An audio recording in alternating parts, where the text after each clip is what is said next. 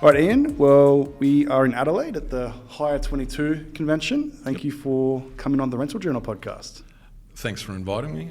Really happy to be here. It's taken a while to get here since our first contact, but really happy to be here. And also like to thank you for making a positive difference in the hire and rental industry.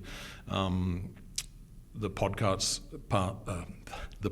that I've listened to have all been really good, and I think you're providing a valuable service. No, I really appreciate like hearing something like that is really encouraging. I thank you for that. So I was actually reflecting a little bit, and I was actually in the US in Park City. I remember I was in a car park and I was about to go up the mountain, and I was going through LinkedIn and I was thinking, who can I get on the podcast? And I messaged you. It was a year and a half ago to come on. Yeah. And we've been communicating for about a year and a half, on and off, back and forwards. And you were saying you were checking your messages and all the amount of emails that were back and forwards. Correct. And I'm so glad that I continued to keep that persistency, because Conplant is an amazing company. It's got a lot of history in the industry, and I think I really wanted to sort of tell that story. Plus, you've been nominated for Hire Company of the Year, which is an amazing achievement. Yeah, it's fantastic. We're very proud to be nominated. It's our 60th year this year, we'll see how we go. We're up against some stiff competition, but yeah, it's nice. It's nice to. Sometimes when you're heading up a company, it's how would you say? It can be somewhat lonely. You've got a board to answer to, you've got shareholders, you've got a management team, these little things that pop up every now and again. They definitely put a smile on your face, and it's acknowledgement that we're doing a few things right, which is nice. Awesome. And you've been associated with the Hire Rental Association for a long time? Yeah, a long time. I couldn't actually. I've been in the game within Conplant for 35 years, or a bit over 35 years. I'm not sure whether we were in the Hire and Rental Association, when I started with the business, or shortly thereafter. But yeah, we've been a member for a long time. Wow. And so 60 years, you said, yeah? 60 years, yeah. Wow. Starting to get a bit tired. So what's the origins of Conplant then? Conplant evolved, I think, there were three founders of Conplant. One was my father, Max Coleman, his brother, Des Coleman, and Don Steen. And Don and my father both worked at Coates for some time. So they probably, they got their grounding in the hire industry like a lot of others from working in Coates. My father, told stories about the introduction of vibrating rollers into Australia, and at that stage, Coates weren't in rental. They were selling. But from an engineering perspective, most of the time you're looking to engineer out vibration, not engineer it in. Yeah. So most people looked at a vibrating roller as that's a design that's going to self-destruct. So there was a definite reluctance in the market for people to purchase that, and that's what basically caused Coates to go into rental. I had lunch with Jack King recently, and he was telling me a little bit about the history of the rollers and when Coates made the decision to split. And no one from Coates has really told that story yet. I think it's a great opportunity for someone, because I didn't realise how long that company's been around for. It was an engineering company before. And they were. I think they were either a dealer or a distributor for Electrolux and a whole bunch of other things.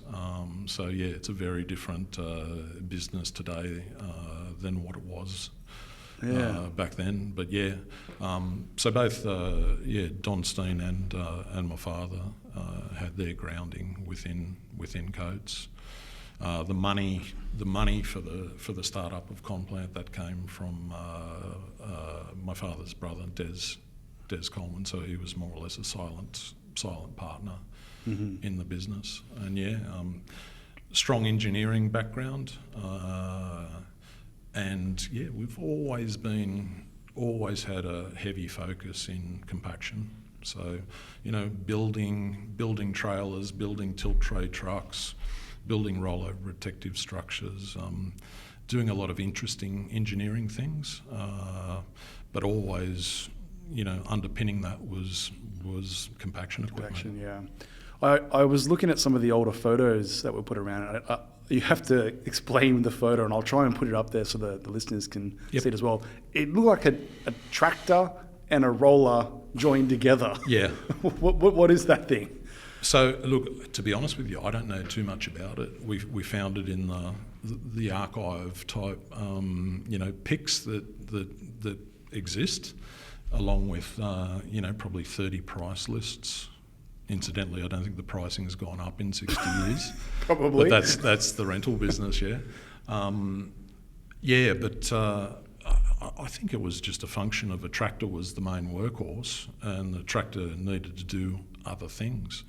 My understanding is you put the tractor on top of the frame, you have a cog and a chain drive onto the back wheel. I saw the chains, yeah. And that would drive the roller. So you'd have a tractor-powered roller. I don't know how long they were around. Were they selling these things? It sounds very... I don't think so. It didn't look very safe when I looked at it. Look, for me, I'm not sure you'd see it on doing final works on Western Sydney Airport or anything like that. Not. But it looks cool. It looks cool. I mean, I think that's in our signature block of the email for the 60 years. So, yeah, we tried to put pictorially a little bit of the history of the company in that pic. Yeah. Wow. And then so for the 60 years, I saw that you went through and you restored a roller as well for your father, which I think that must have just been an amazing feeling. Yeah. Yeah. Look, we did that. That was actually done without. Well, I didn't know at the time we were doing it, and it was done probably pre our 60 years. But what we did with that machine is my father, during COVID,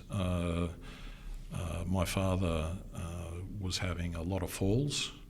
He and my mother lived in their house together, and we had to make the call to place him into an aged care facility.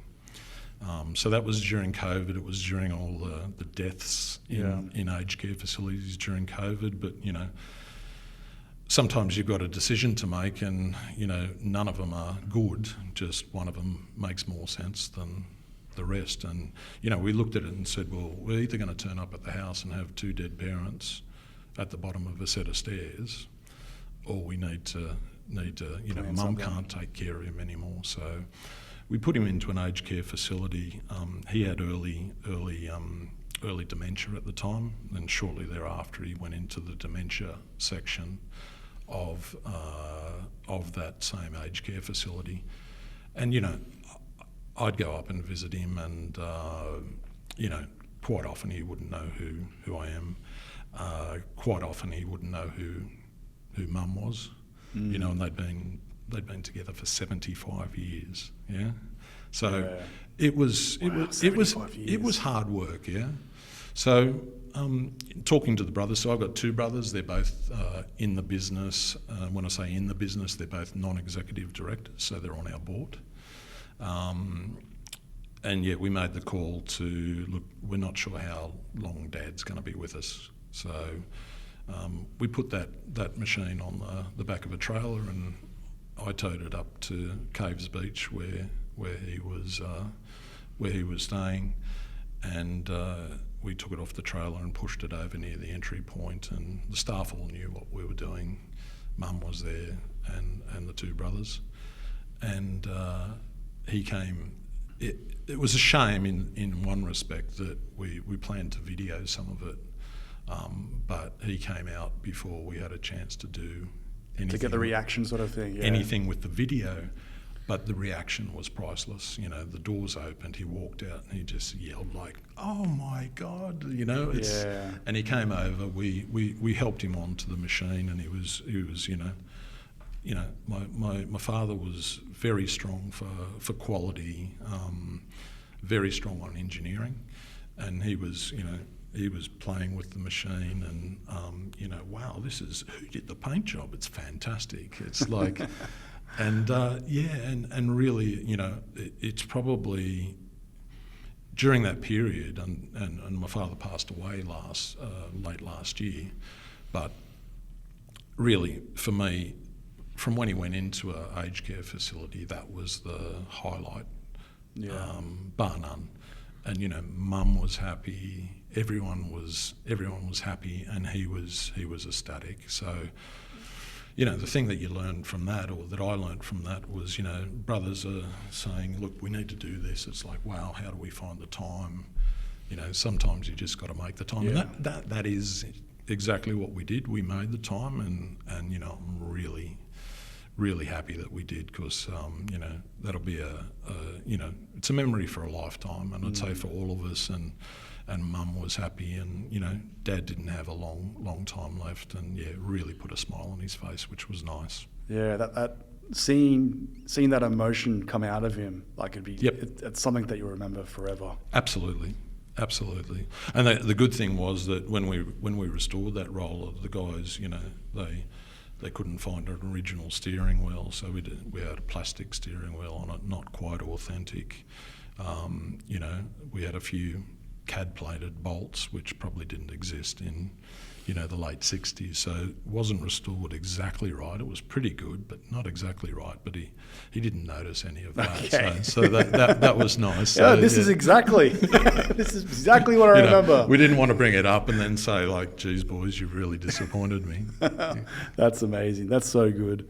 I'm so glad to hear stories like that, because like your father and the business partners, like just such an influential part that they played in the history just of the industry as well. Like you talk about the Coates and you talk about the Kennard's Hire family and stuff like that. The Conplant business has that same, the Coleman family has that same influence, I think, as well. Thank you. Yeah, that's good. A big call. I think it does. Yeah. Like if you've been around for 60 years, it's there's look, integrity there. It's something that we're quite proud of.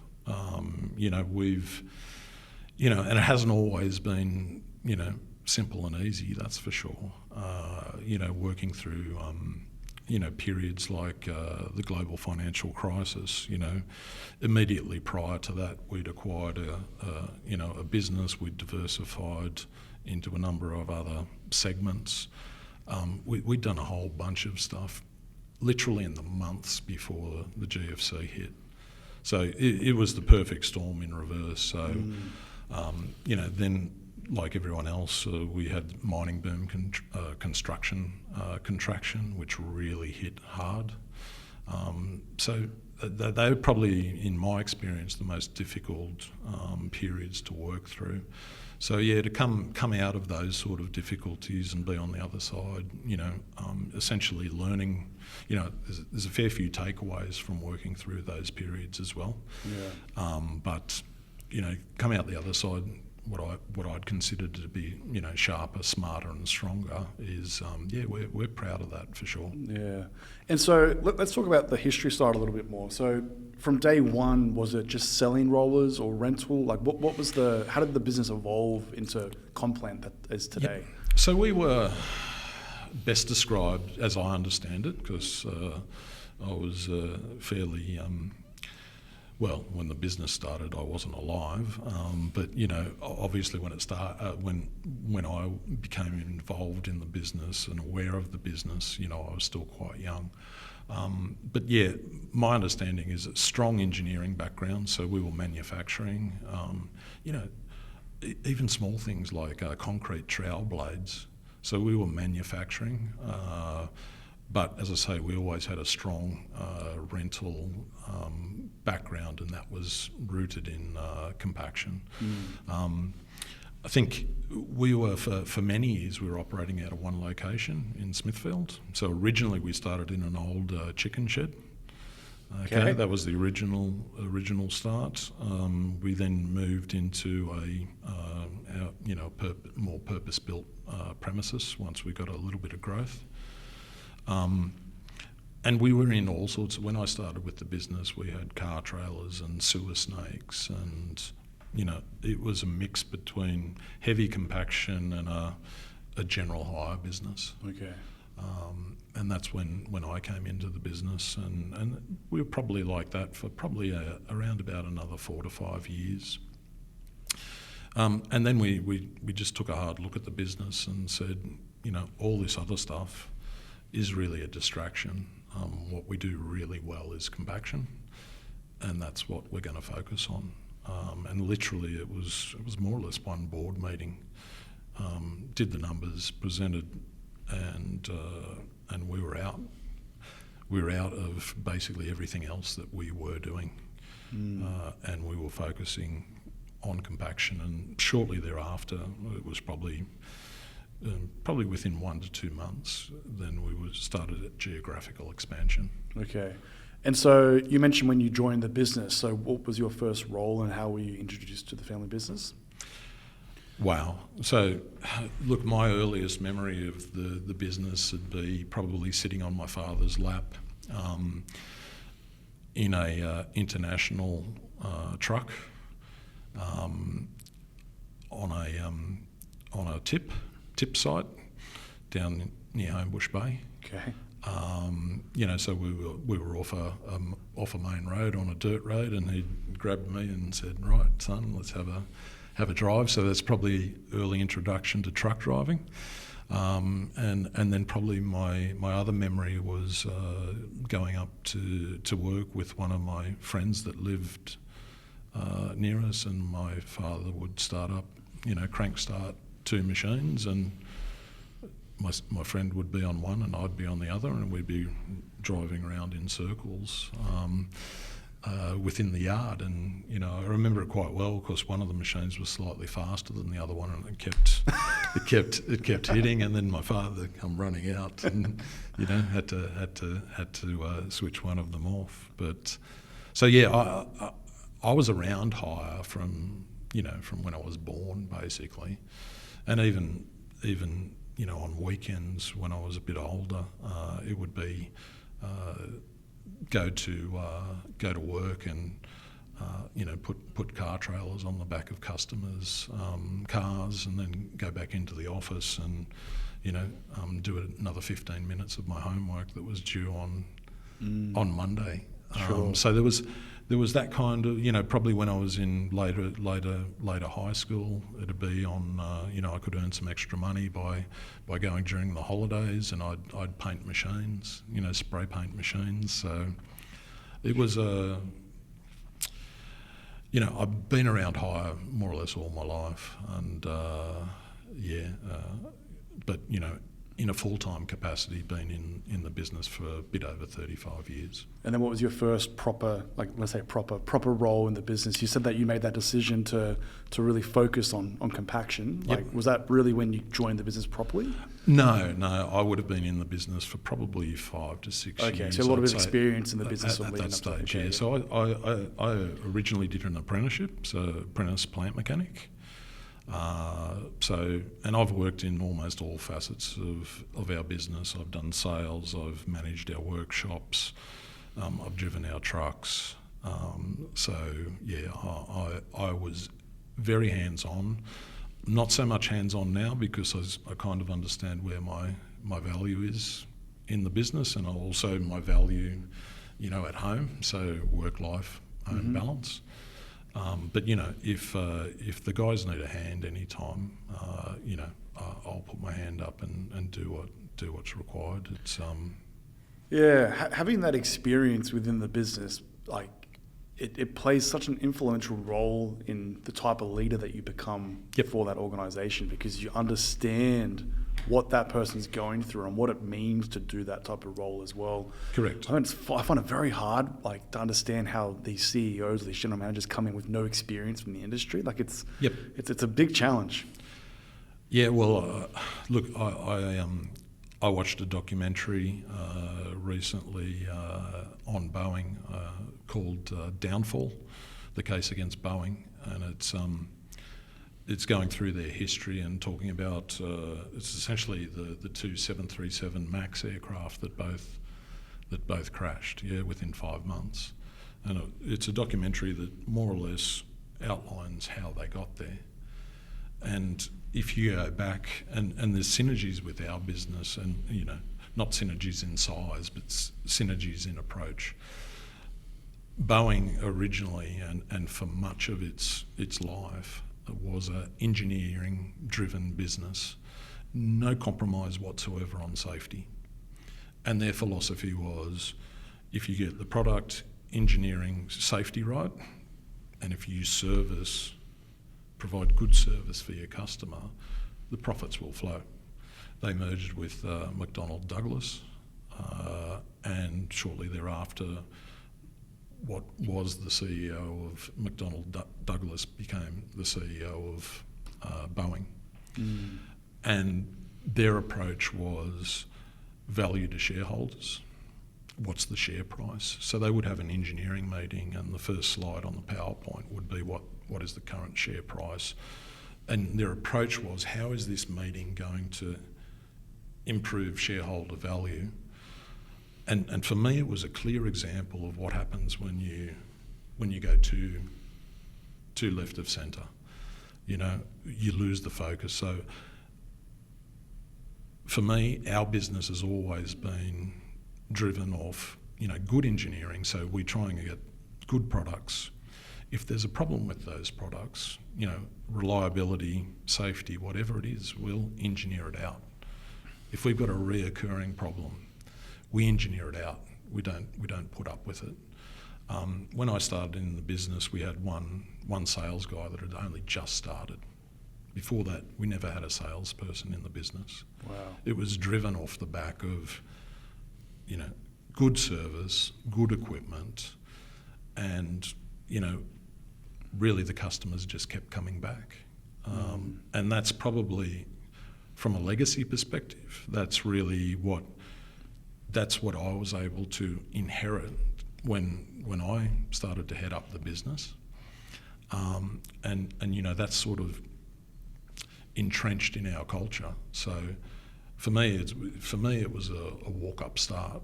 You have that already embedded in the business.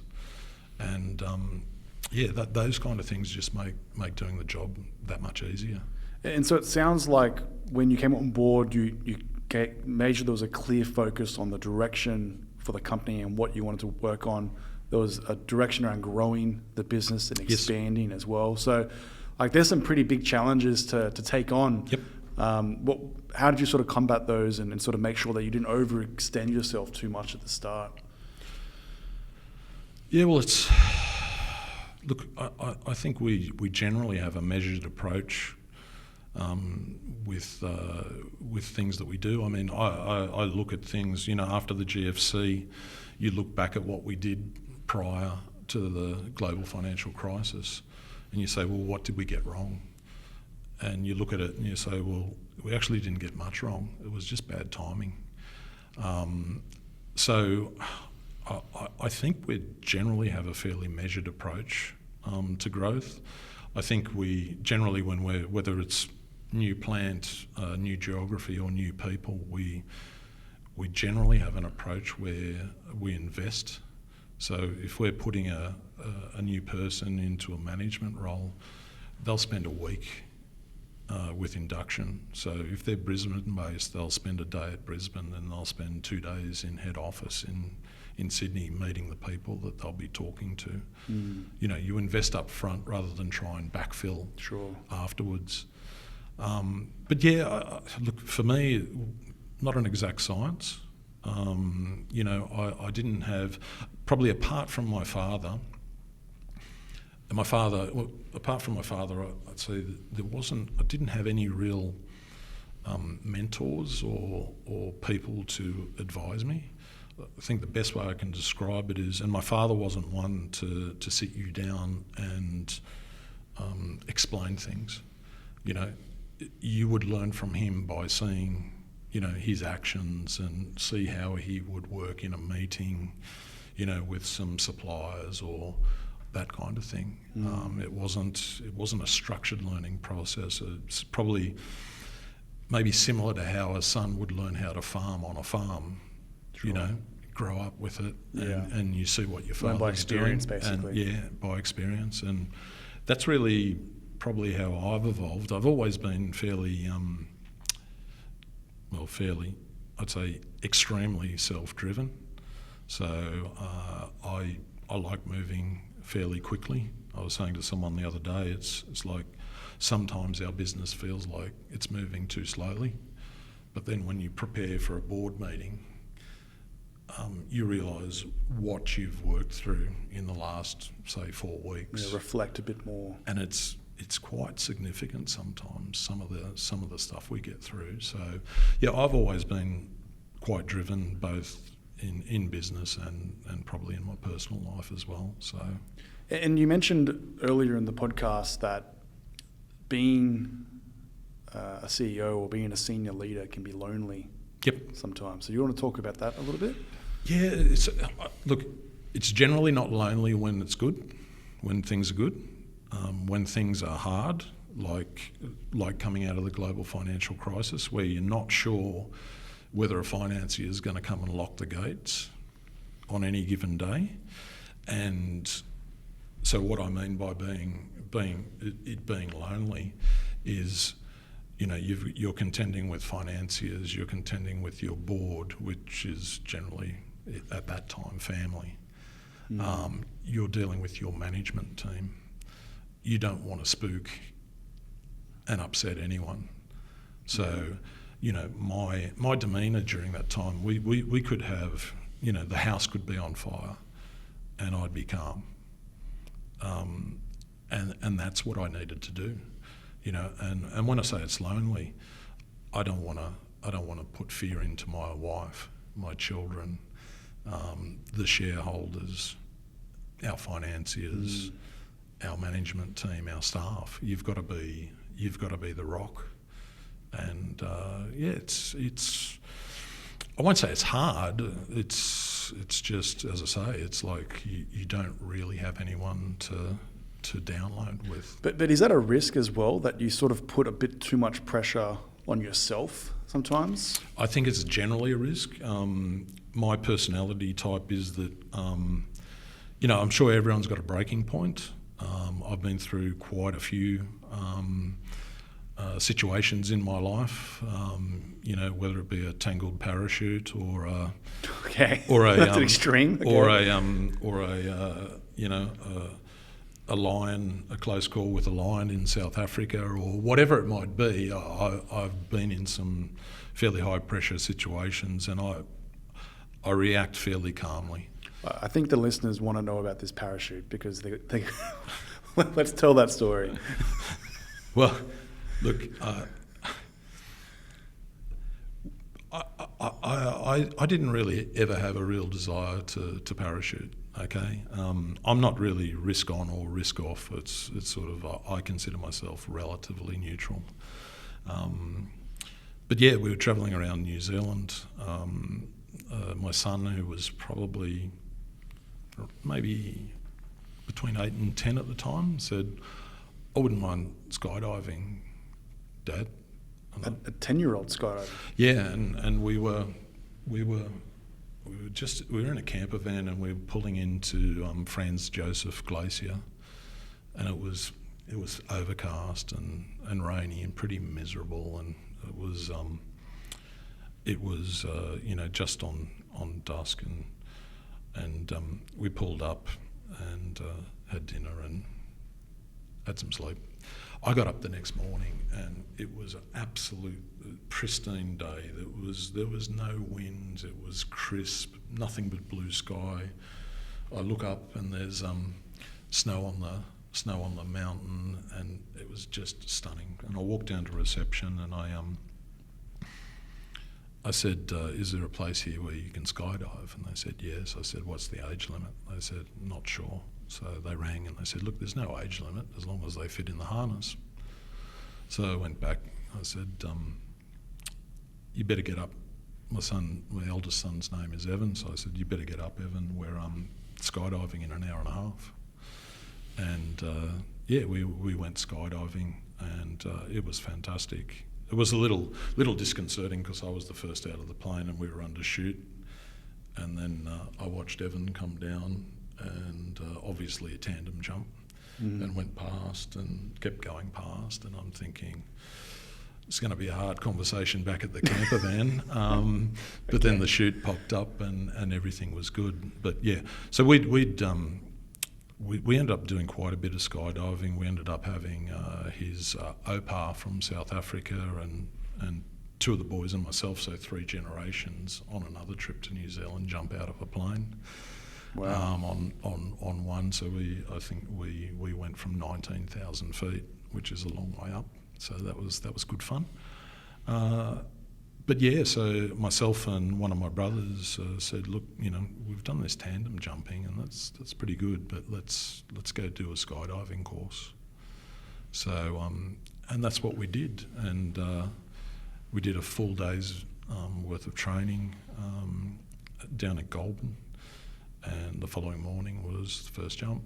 So yeah, first jump, and out we go, and you've got an instructor, leg and arm, sort of steadying you, and then when you pull the chute, basically you're on your own. And when I pulled my chute, it was all.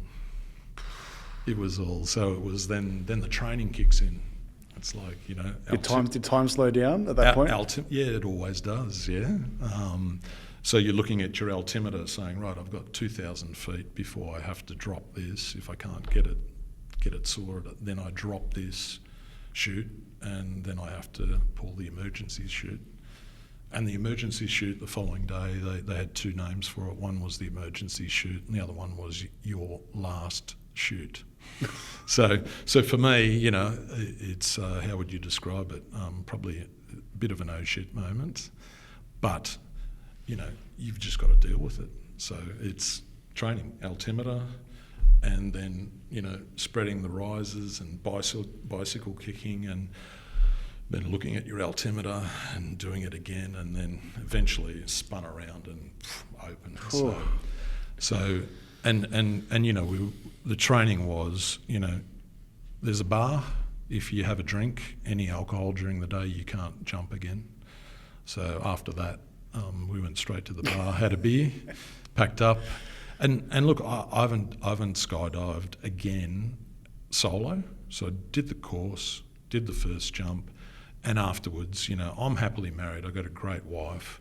We've got 4 young boys, and I just felt really, how would you say? I felt very selfish and quite guilty. That probably a stupid thing to do. Yeah. And I went, I'm not going to do that. So I haven't done it since, but. Those sort of things for me, what's healthy about it is how you react under pressure. Yeah, so I think a chute not opening and a challenging board meeting, you know that you're probably going to be in a calm position. Normally, yes. Yeah. Normally, board meetings can be interesting. Look, my relationship with my brothers that are both non-executive directors, since they've come on to the board, our relationship's never been healthier. So, my experience with family and business in the main is really positive. Yeah, very good. Now, I want to talk about your branding a little bit. Yep. So when you drive down the highway, it's pretty obvious which machines are yours. A little bit. So there's a little bit of obviously a bit of thought process has gone into that side of it. Yep. So do you want to talk about you being a distributor for Wackenewson and that branding side of it? Yep. Okay, so the first of all, the colour. So there's a bit of history behind the colour. So my father was actually looking for a colour that stood out. There was a lot of equipment in the market that was, a dark green. Just nothing that popped. You'd go to visit a site, and the machines would bleed into the background. So he wanted something that stood out. I'm not sure he knew what he wanted, but he had a mate that was an industrial chemist. So he went to his friend and said, look, I want you to mix up, 4 or 6 or whatever colours, and I want them to stand out. So that's what happened.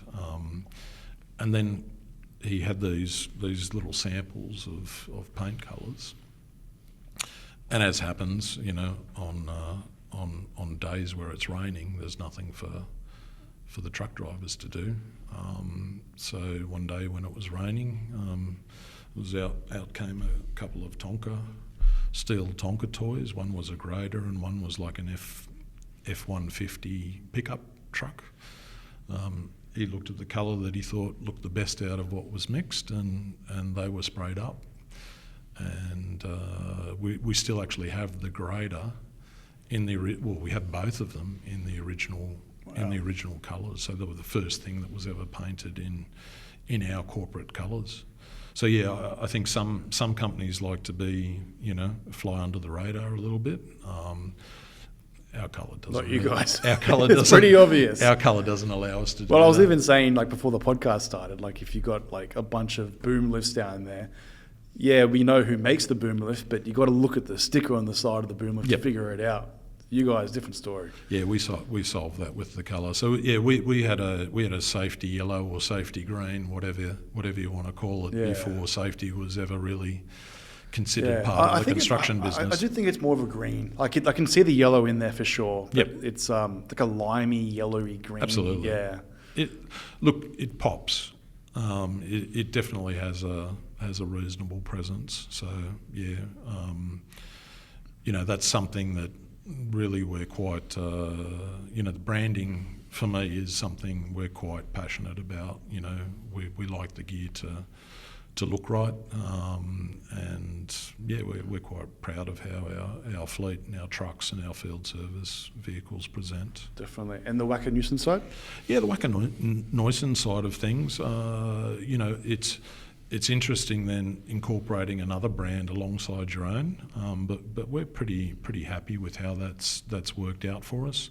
We've been close to 4 years working with Wacker-Neuson. For us, it was a logical step in our progression. The quality, the innovation, and for Wacker-Neuson, if you look at where they're known, or what they're known for in Australia, it's mainly the small end of the spectrum. So, for them to align with us made sense, and vice versa, because the heavier product that comes out of Germany and Austria is high quality.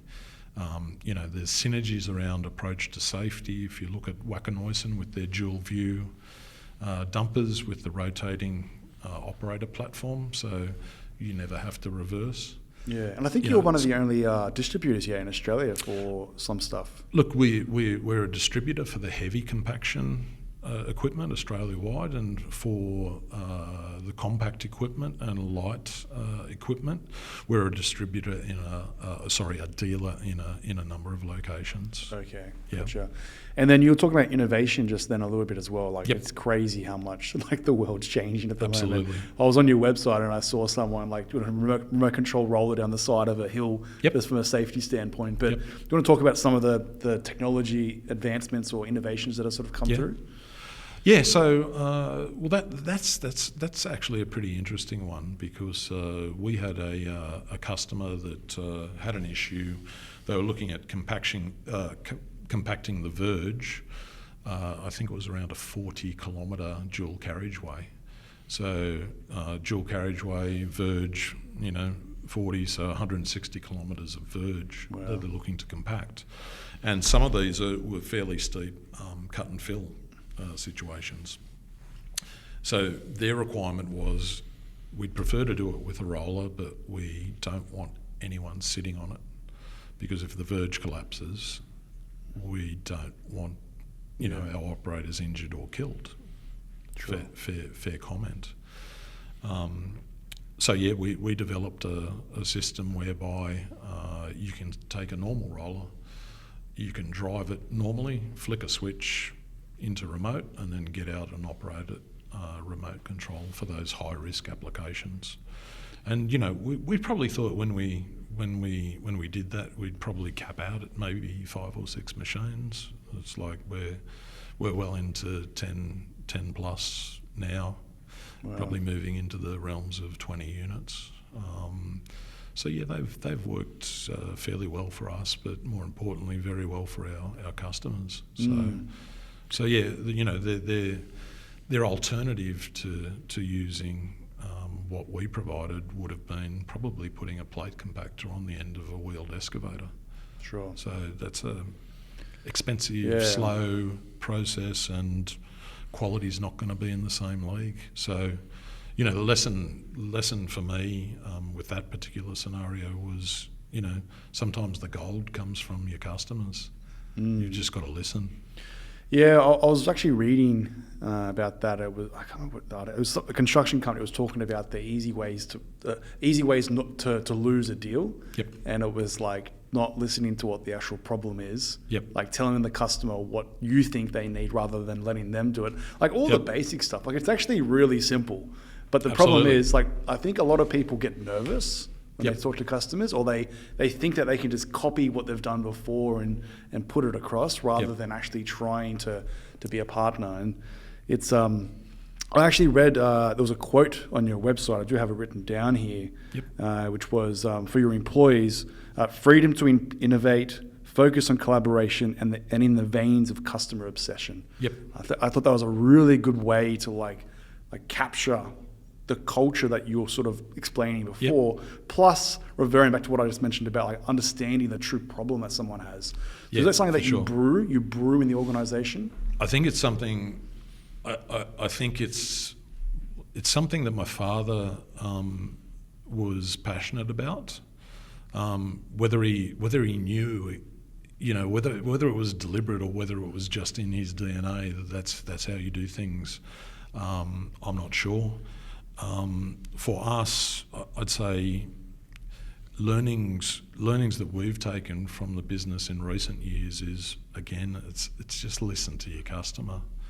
You can have. I mean, every company talks about innovation. Yeah, buying an electric car for your business is, okay, that might qualify as innovation for someone, but it really sort of almost ticks a box in a business manual, in a marketing plan.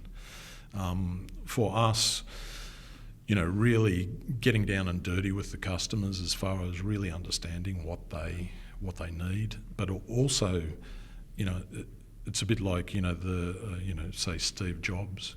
He sort of says, well, if I'd just listened to the customer, never would have come up with the iPad, because they would have picked, I'd like a faster processor, a smaller tower, and a bigger screen.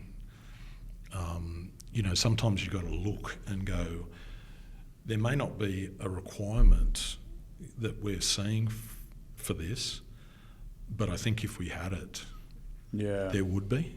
So we've seen that across markets, even with business acquisitions in the past. We bought a company in Brisbane. It was our first step into the Queensland market, Donpra Hire. So we bought their compaction, component of their business. And I remember going up there and talking to the team, and they're like, look, you don't need anything over 15 tonne in this market. There's no demand for anything over 15 to 16 tonne as far as compaction equipment was concerned. And I was sort of, well, that's a bit strange, because we've got a lot of 20 tonne plus gear working in New South Wales, and I'm not sure the soil's that different in most parts of Queensland. So we ended up bringing some heavy equipment into the market, and we've got more heavy gear now in Queensland than we have in New South Wales. So, sometimes you can focus on, what's coming from the customer, what's coming down the phone line as far as a requirement, but people will ask for what they know Yeah. So sometimes you've got to be thinking around, what would the future look like, and would this particular product have a place in the Australian market? Yeah, it was funny. When I was chatting to Jim Lee from the fleet office about some of because they obviously a technology company, and he tries to make some pretty cool innovations as well within the organisation. And one of the ones that he said that wasn't a hit was the notification around like how safe a driver is. And so it's obviously a great thing. Like you're helping like the community, you're helping the business, you're helping safety, all that sort of stuff. Yep. But when the managers are the bad drivers, Yep. they're not going to report that they're a bad driver. Yeah. And so he was it's a great example of like innovating, but like you got to make sure that the customer wants to use it as well. So. Correct. Yeah. And realistically, if you've got a drug and alcohol policy, if you're going to put GPS tracking in and hold people to account for breaches, as in speeding, etc., you got to be big enough to put it through the organisation. And like, look, I get the fact that you need to say apply some of those to the high risk components of a business, but I personally I don't think it's good enough to sort of say, well, hey, I don't want it on my vehicle. Yeah. You've got to lead by example for that kind of stuff. But look, it's a fine line, big brother versus safety, and it's not a one size fits all answer to whatever the question is that you're trying to solve with that. So let's talk about acquisitions a little bit. So you actually mentioned Domprahai, which is quite an iconic brand. Yeah. And so Andrew Donald, I think, was associated with his father. Yeah, and Andrew quite well. Yeah. So he's been on the podcast, but that's going back quite a while, the Domprahai one. But there's been some recent acquisitions as well. So you want to talk about some of them? And is that part of your... Like obviously, you can only grow fast enough with organic growth, but through acquisitions is obviously helping to grow that into new markets and equipment. Yep. So what were these acquisitions, and what were sort of the key drivers for them? Well, one was, so in the last 12 and a bit months, we had HL Hansen, and they're a compaction specialist, so bang right in our sweet spot. Probably 4 years before that, it was Compaction Australia out of Brisbane. Again, quite a simple bolt-on for us. So those type of acquisitions make perfect sense. Easy to integrate. Generally come with some good people, so which we tend to retain. So they work very well for us. The more recent one was Landpack. So that's an impact compaction specialist business, and they also have an operation in Singapore. We're mainly working on land reclamation. So it's a pretty dynamic and interesting business. And there's, for us, we'd been interested in that, probably having discussions with them from about 2016. But we'd worked with them prior. We introduced or helped introduce the Landpack product into Australia back in the mid-90s.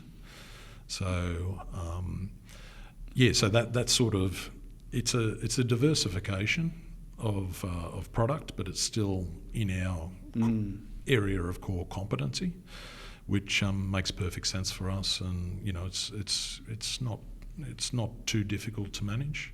But on the organic growth front, it wasn't too long ago we had a fleet of around 650 machines, and now we're well over 1,000. That's in a relatively short time frame. Wow. So organic growth for us is probably the easiest way to grow. Our systems are very, very good. ERP, scalable, a lot of smarts in there, a lot of business intelligence, integration with GPS tracking, predictive maintenance, all kinds of things. So we've scaled the business quite dramatically in recent years. Essentially same management team. So incremental increase in direct support cost, as in mechanics and truck drivers. Other than that, same properties, same management teams. So, the scale side of the organic growth and scale side of the equation works quite well for us also. Yeah, me coming from the technology side, I've seen a lot of large organisations that don't have those systems in place from an early stage, and they try and implement them when they're well over 5,000 assets, 10,000 assets. And the effort to change that culture and to put it in place is really, really hard. And if businesses at a small size can get good business processes, good controls in place as well and reporting, it makes life so much easier when you get bigger. Because I think it's harder. Absolutely. Look, things that, if we rewind and say, 20 years ago, things that, say, a financier might ask a question about would take us a day to pull the data together. Now we can do it when the credit manager's sitting in our boardroom and they say, what about this? You say, what date range do you want?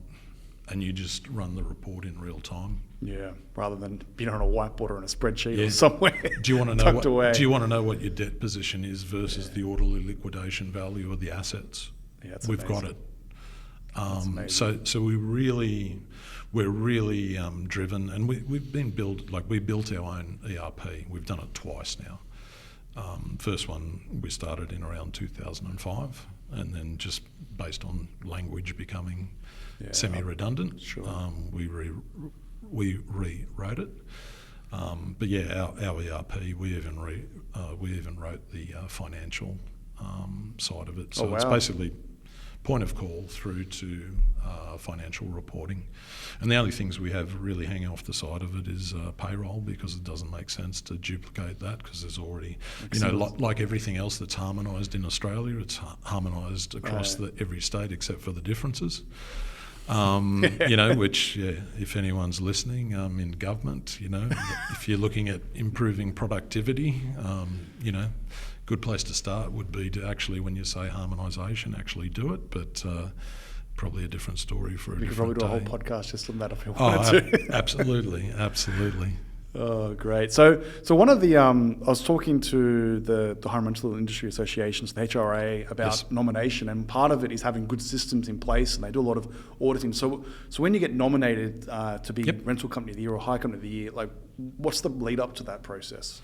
Yeah, so we submit a more or less a pitch paper. So it'd be about the company and some of our strengths. So summary of systems, a summary of innovation.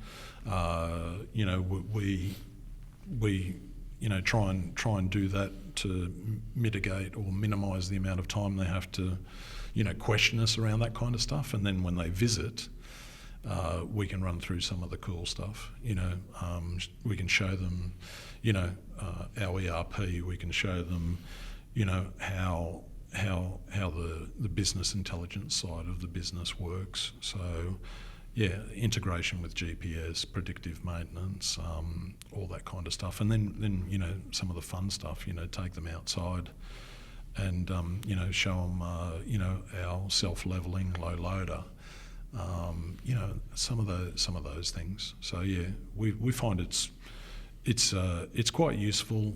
Thing that's nice for me is that it's like when we went down the ISO standard certification process for quality, safety, and environment. It wasn't a big deal for us. We were doing almost all of it. Sometimes it's a little tweak here and a little tweak there. And it's the same, we didn't need to do anything particularly special for the HRIA when they came out to visit. It's just, again, it's more or less... Let's show you our business. It's our DNA. It's not like we have to be safe on the day. We're safe always. Yeah, no, it's really good to hear. And look, obviously this podcast will come out after the fact, so we wish you all the luck in winning the award. Yeah. Well, we're some good competition there. So look, whatever happens, we're proud to to be a finalist, and I think that's. And I think anyone that is a finalist in any of the categories should be proud of themselves, whether they win or they don't. Yeah, and so from the higher 22 convention itself, like what do you usually get out of these sort of events mostly? Yeah, look, from my perspective, I think it's mainly the networking opportunity. Networking with suppliers, other hire companies. You just wouldn't.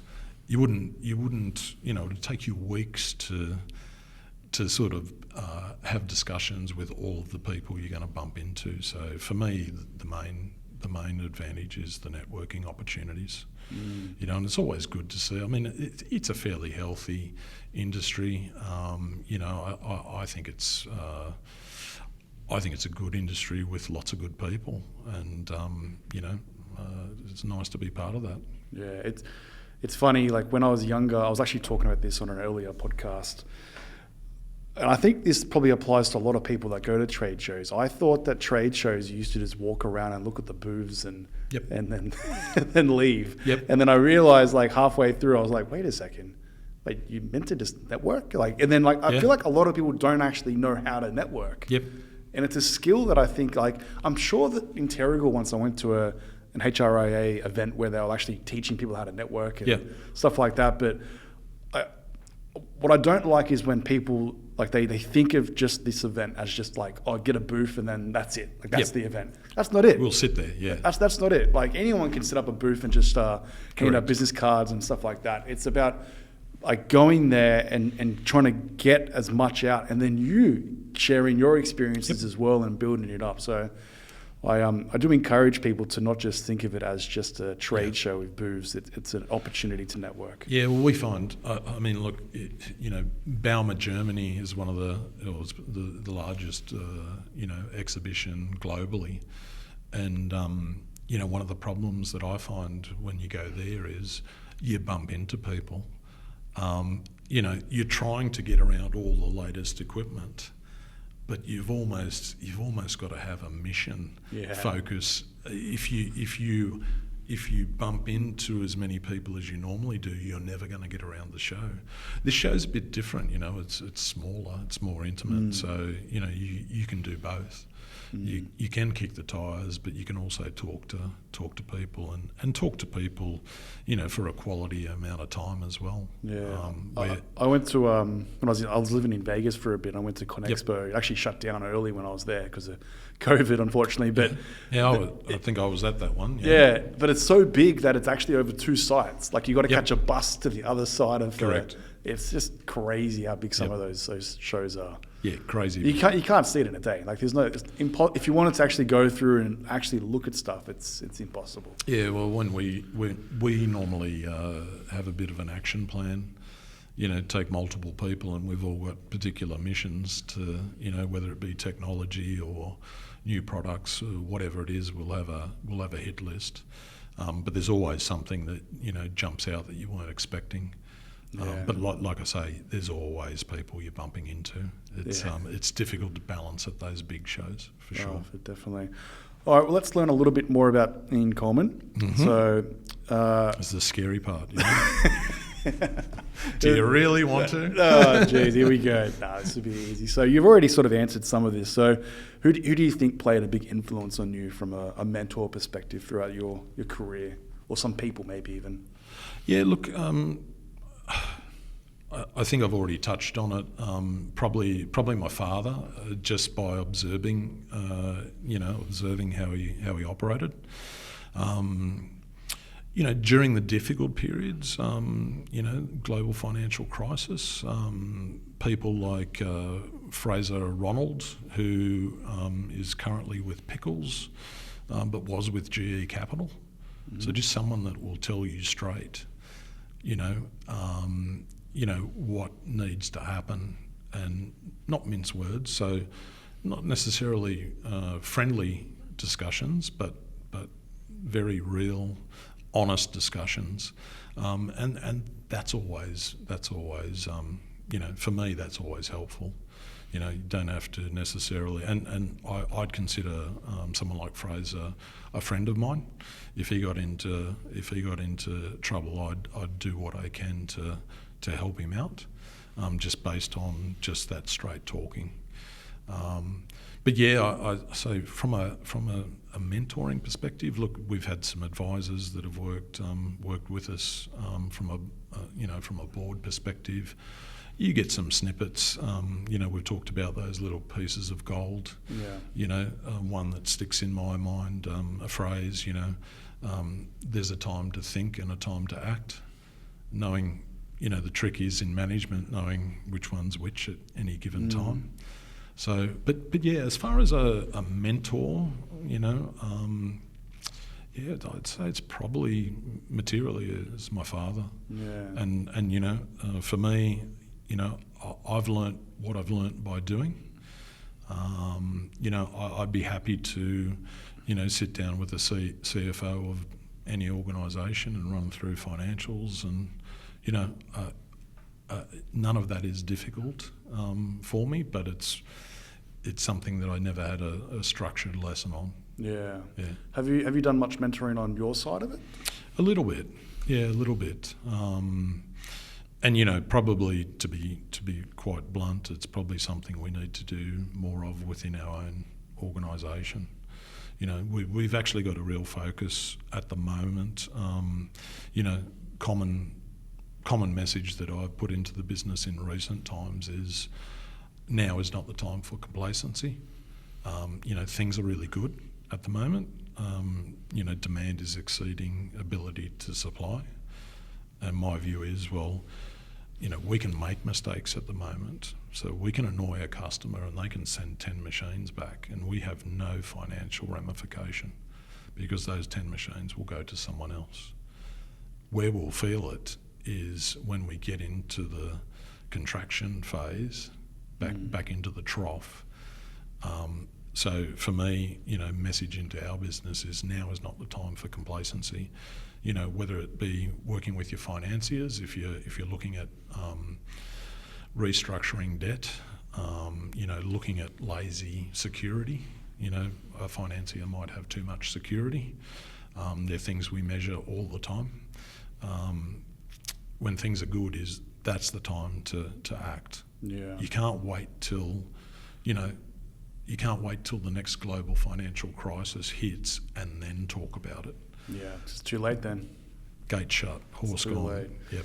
Yeah, it's a bit scary for those companies that are a bit over geared or over financed with their equipment. Yeah. And I had Jamie Haydes on the podcast this morning, and he was talking about there was someone that was putting out a lighting tower for $23 a day. Yep. And it's like the payback is 15 years on the lighting tower. Yeah. It's like, what's the point? That's crazy. It just doesn't make sense. So yeah, it's about. I think Peter Lankin came on the podcast and did a really good job of explaining what the actual purpose is of rental rates. Yes. And it's not about paying off the equipment. It's about making sure the business is profitable. Absolutely. And I think a lot of people, and not to put down sales reps sometimes, but sometimes they think, oh, yep, this machine's worth is X. I can get it out the door for Y. Yep. And yeah, it's going to pay itself off. But no, it's not. That doesn't pay the bills of the people in the office. Yep. So it is important for education on the rental rate side and making sure that, as you mentioned, when times are good, let's get those processes in place and keep those rates really good and strong in service. So when things do tail off a little bit, you're in a very good position. Because, if you look at the rental business, when you move into a contraction period, that trough happens. Generally, you get hit in two ways. Yeah, it's lower utilisation and generally a much lower rate. And the support cost to provide the service is essentially still the same. Yeah. The cost of transporting equipment to the site, it's still the same. So if you're getting $400 a day for a machine now, you go into the dip, you might get 200, but instead of 75% utilisation, you'll be running at 45. It's scary, isn't it? It's an issue, and again, I've used the farming analogy here during our discussion. I don't really see our business is heavily geared to roads and road spend, so it's two faceted, construction and maintenance. But yeah, we see when the business slides, it's quite dynamic, and as I say, it's a bit like farming. You'll have 5 good years or 4 good years or 3 good years. You'll have 2 years of drought. What you've got to do during the good years is position yourself to navigate the drought. Definitely. And it's as simple as that, because it will happen. And if you look at where we are at the moment, I'd say the global environment is probably as dynamic and unstable as we've ever seen it in our lifetime. You look at inflation, and they're going to try and chase it with wages. If you don't fix productivity, wages move, inflation will move with it. Very complicated, isn't it? You look at supply chains. Some of the rubber products are coming out of Ukraine, or were coming out of Ukraine. Now they're not. So now they've got to shift production elsewhere. Vulcanisation of tyres is energy intensive. Gas prices, electricity prices are all up. It's like, we've got inflation. We've got, essentially, if wages don't move, you have cost of, essentially your cost or your standard of living is going backwards.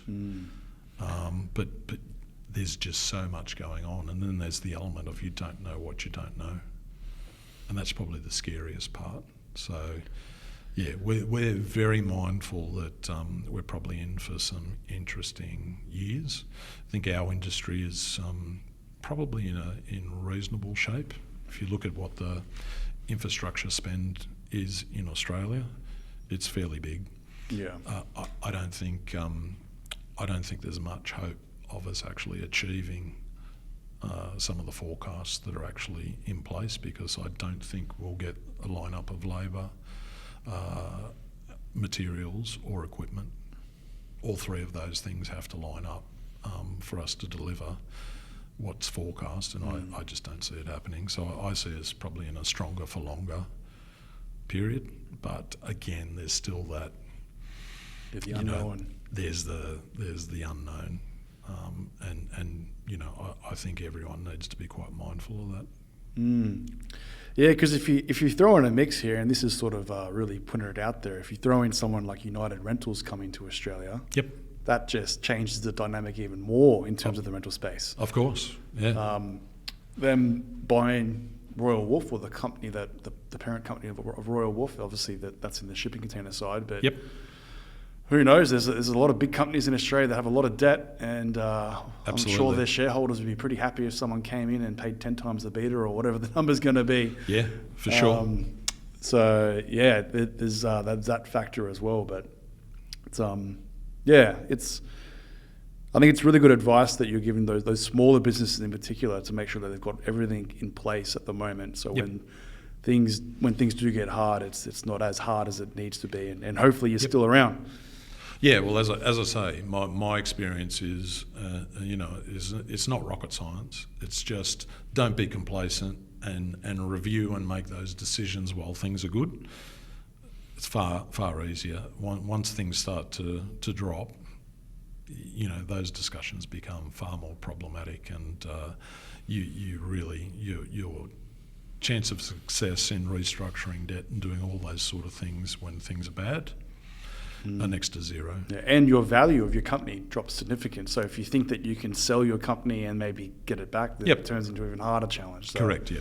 Yeah. All your options generally get worse when things drop. It's just nature of the business. Yeah.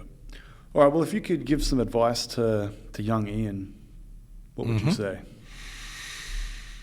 Wow, that's a good question. Look, to be honest with you, I wouldn't probably give myself any advice. If I look at where I am now in my life, I've already said it, and hopefully I get some brownie points for it. I've got a wonderful wife. I've got 4 great great boys, young boys, most of the time. I mean, they're always boys, they're just not always great. Not that there's anything wrong with that. But You're doing a gym, mate. You dig in the hole. yeah, stop, cuts. But yeah, if I look at, so my personal life, I'm really happy with that.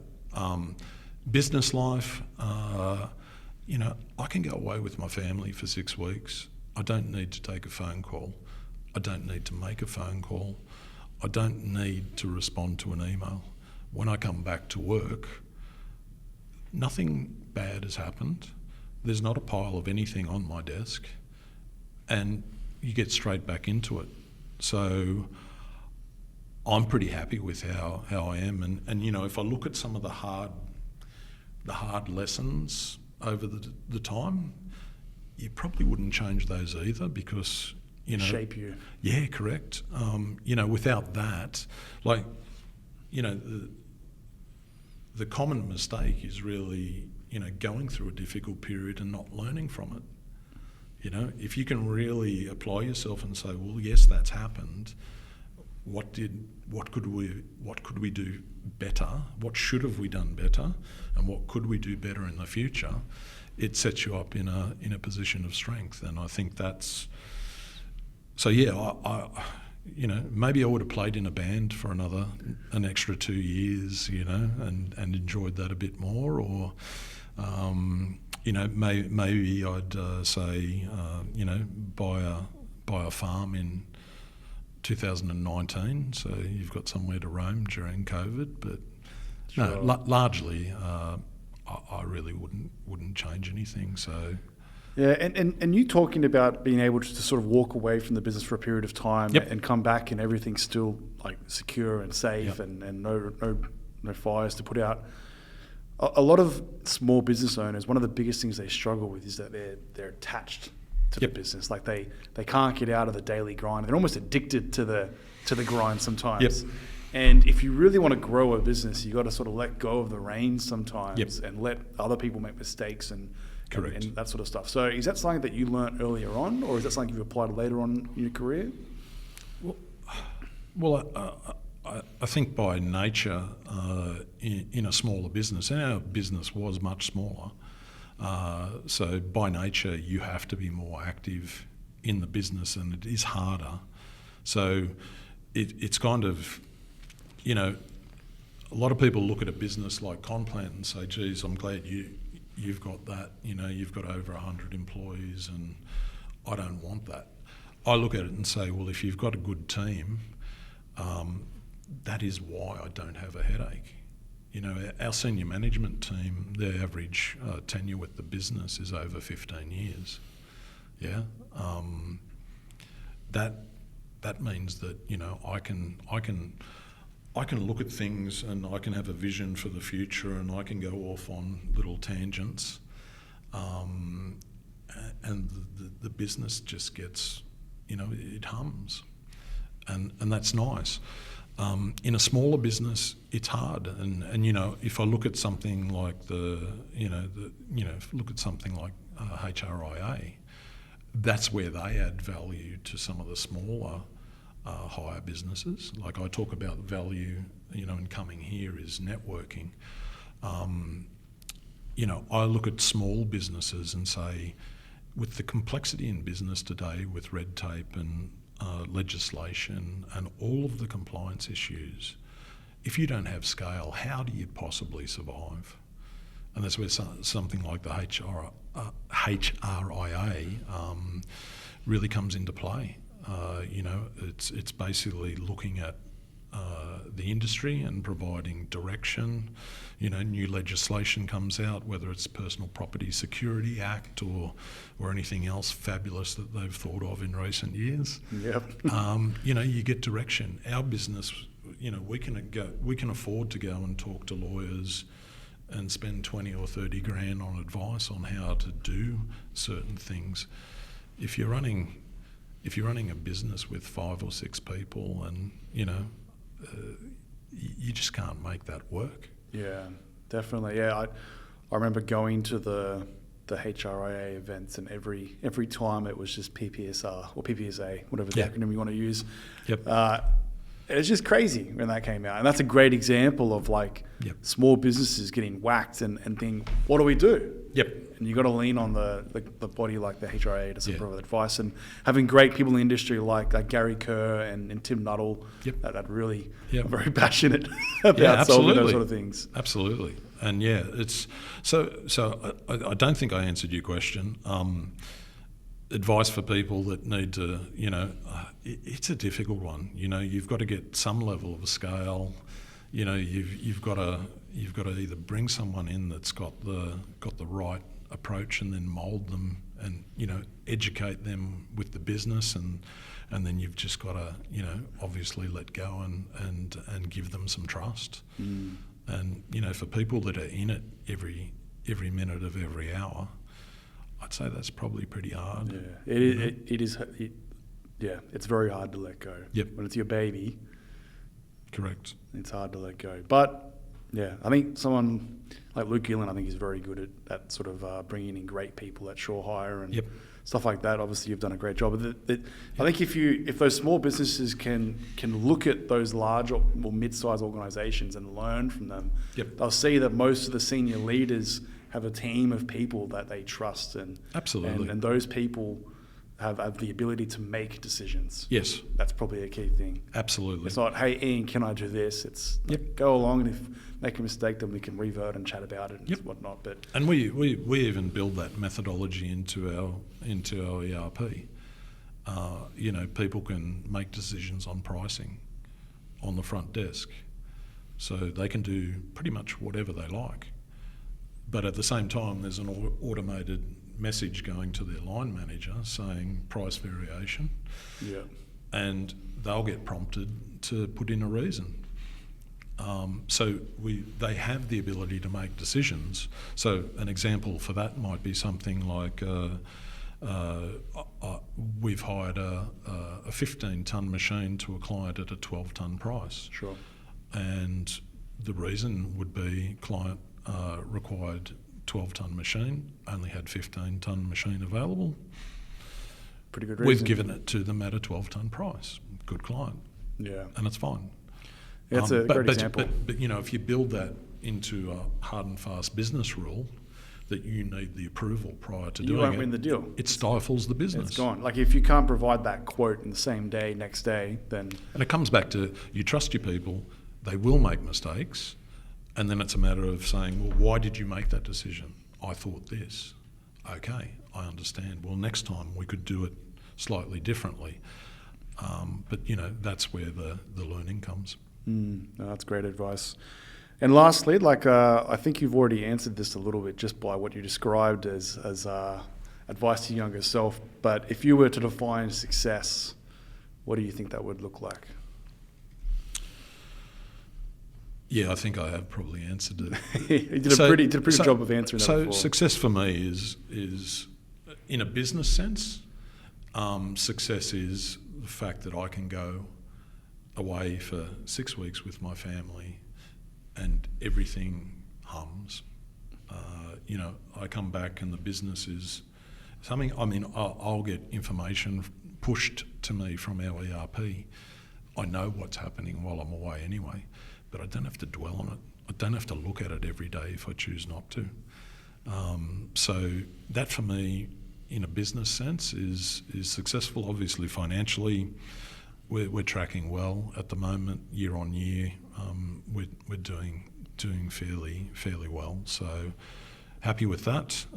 But it's not all about financial. For me, it's me being able to get away, and likewise the people within the business, they can take annual leave and not be pestered by people within the business because we've got depth. It's that whole work-life balance. And as I say, I see my kids play rugby on the weekends. If I need to get home early, I can do it. If it's a fine day, I can go hire a plane and go flying. It's like, for me, in a personal sense, that's success. I think so. Yeah. And again, I've already mentioned, in a personal sense, really happy with my home life. Incidentally, I should mention too, back to one of the acquisitions, Landpack. That is how I met my wife. Okay. She was working for Landpack in South Africa. So there's a bit of a linkage there. Nice. So it was actually one of my pitches when we were negotiating the purchase. We were talking about the assets and allocating the value, and I said, and I really think you owe me a fair bit of money because I'm married with 4 children because of you, and that's very expensive. And they said, look, we take no responsibility for your choices. Built up all these brownie points, and now you're bringing it down. Maybe your wife won't watch to the end of the podcast, so she won't see this part. I hope not. That's awesome. Should quit while I'm ahead, yeah. That's awesome. Well, look, Ian, I really want to thank you for coming on the Rental Journal podcast. I've really enjoyed this conversation. I truly believe that Conplant is an amazing organisation that does have a big history in the industry. Thank you. Thanks very much. And sorry it took so long, and maybe we'll do it again in the next couple of years. Yeah, awesome.